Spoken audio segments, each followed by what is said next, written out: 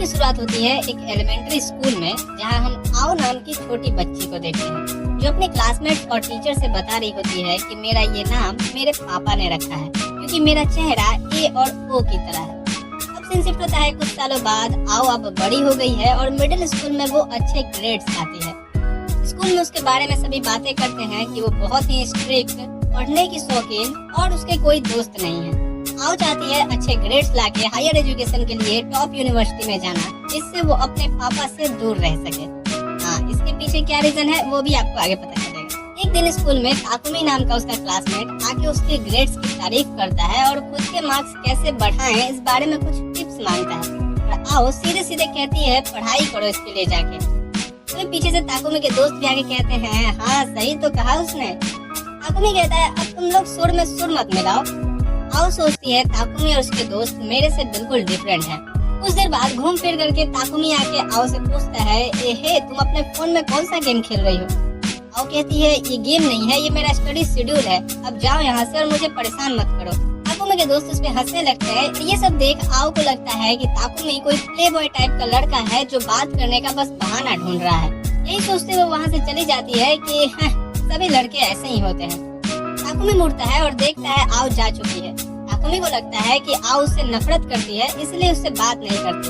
और उसके दोस्त बताते हैं कि ऐसा नहीं है, वो स्कूल में किसी से भी बात नहीं करती। क्लास की लड़कियां कहती हैं कि हाँ वो तो हमसे भी बात नहीं करती। उनकी बातें क्लासरूम के बाहर से आओ सुन रही होती है और वो सोचती है कि कल वो ताकुमी से कह देगी कि वो उससे नफरत करती है, जिससे वो मुझसे बार बार बात करने ना आएगा। इसके बाद आओ अपने घर आती है, जहाँ उसका वेलकम करते हैं उसके डैड और कहते हैं कि तुमने वादा किया था कि तुम मेरे लिए पुडिंग बनाओगी। आओ कहती है वो फ्रिज में है, लेके खाइए। और उसके डैड वहीं लौटने लगते हैं। तो याबे जो आओ के डैड को अपना मास्टर मानता है, आओ को कहता है तुम अंदर जाओ मैं संभाल लूंगा इन्हें। यहाँ हमें पता चलता है कि आओ के डैड एक फेमस नॉवेलिस्ट हैं और उन्होंने कई सारी एडल्ट नॉवेल लिखी हैं। आओ सोने से पहले डैड से कहती है डैड आज मेरा मूड वैसे भी खराब है, मैं और किसी आदमी से बात नहीं करना चाहती।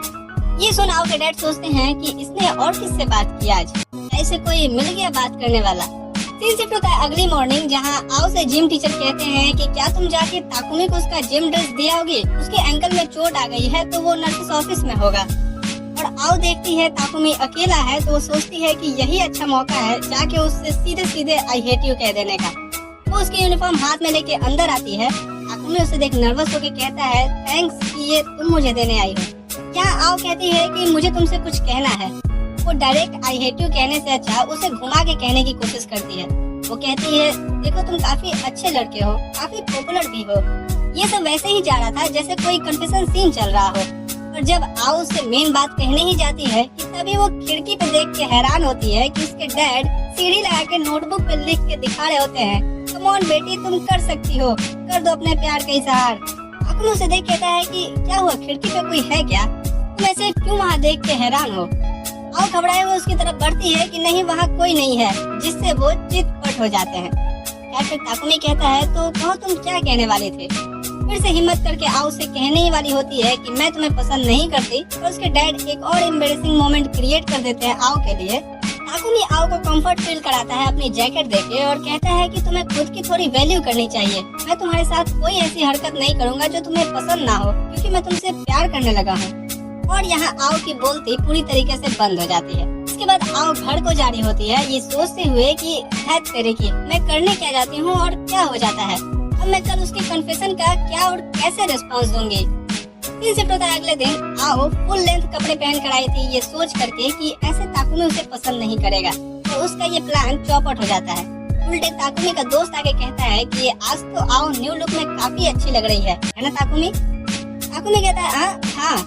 और ये सुन अब आओ वॉशरूम में भागती है और जाके फिर से ड्रेस चेंज कर लेती है। ताकुमी उससे अपने दोस्त की तरफ से माफी मांगता है कि उसके कहने का ये मतलब नहीं था। अभी यहाँ आओ का खाली पेट गुड़गुड़ करने लगा क्योंकि वो नाश्ता करके नहीं आए थे। तो ताकुमी उससे क्लास बंक करवा के रूफ टॉप पे लंच करवाता है। और ताकुमी की भी तबीयत थोड़ी ठीक नहीं थी तो वो भी वहीं सो जाता है। और इधर अब आओ की एच पर्सनालिटी ऑन हो जाती है और वो सोच रही होती है ताकुमी के साइज के बारे में।